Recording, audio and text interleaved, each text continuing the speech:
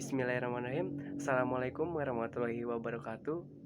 Perkenalkan sebelumnya nama saya Muhammad Rafi Alpiansa dengan NPM 2021 03 073 dari kelas B. Di sini saya akan menjelaskan tentang macam-macam kebutuhan analisis dari mata kuliah analisis kebutuhan yang diampu oleh dosen Ibu Wiwin. Baik, di sini ada 6 macam-macam kebutuhan analisis. Yang pertama, kebutuhan normatif. Yang kedua, kebutuhan yang dirasakan. Yang ketiga, kebutuhan yang diekspresikan. Yang keempat, kebutuhan komparatif. Yang kelima, kebutuhan antisipatif. Dan yang terakhir, yang keenam adalah kebutuhan krisis dan mendesak. Yang pertama, kebutuhan normatif adalah kebutuhan yang ada karena dibandingkan dengan norma tertentu. Misalnya, secara normatif ditetapkan bahwa untuk menduduki jabatan struktural dipersyaratkan untuk mengikuti diklat kepemimpinan. Apabila pada sesuatu pemerintah daerah jumlah pejabat yang akan dipromosikan lebih besar jumlahnya dibandingkan dengan jumlah pegawai yang telah memenuhi persyaratan diklat kepemimpinan, maka secara normatif terdapat kebutuhan untuk mengikuti diklat kepemimpinan. Yang kedua, kebutuhan yang dirasakan biasanya berasal atau disampaikan seseorang kalau kepadanya kita tanyakan apa yang diperlukan. Misalnya, pada gambar pertama ini gitu, orang tersebut menginginkan atau memerlukan yaitu keahlian dalam menjahit. Kita lakukan fasilitas atau berikan fasilitas kursus menjahit hingga orang tersebut handal dalam melakukan menjahit. Lalu yang kedua, jika orang tersebut memerlukan khusus untuk tata rias atau salon, kita bisa berikan fasilitas pelatihan yaitu tentang mempelajari salon dan juga tata rias. Yang selanjutnya, kebutuhan yang diekspresikan. Artinya dapat disamakan dengan pemikiran ekonomi yang menyatakan apabila seseorang memerlukan sesuatu maka akan menimbulkan permintaan atau demand. Artinya atau contohnya yang gambar satu ini ada counter pulsa ataupun counter kuota gitu. Jika seseorang membutuhkan jaringan maka memerlukan juga kuota gitu. Dan yang kedua adalah ketika kita sedang dalam kondisi pecah ban ataupun angin kurang, maka kita memerlukan tambal ban untuk mengisi angin ataupun menambal bannya tersebut. Itulah contoh kebutuhan yang diekspresikan. Yang selanjutnya, kebutuhan komparatif adalah kebutuhan yang muncul kalau membandingkan dua kondisi atau lebih yang berbeda.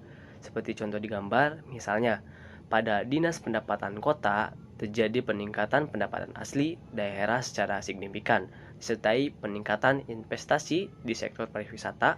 Sementara Kota Y, kita sebut Kota Y yang memiliki potensi dan sumber daya yang relatif sama, tidak terjadi peningkatan dalam penerimaan dan investasi. Berdasarkan hasil pengamatan pejabat Kota Y yang memerlukan studi ke Kota X, diketahui bahwa penerapan teknologi seperti teknologi yang baru dan pemberian pelayanan kepada wajib pajak dan distribusi disertai dengan pemberian pelatihan pada pegawai yang bertugas memberikan pelayanan menyebabkan kondisi ini menunjukkan akan timbul kebutuhan yang berasal dari perbandingan antara kondisi kota X dan juga kondisi kota Y.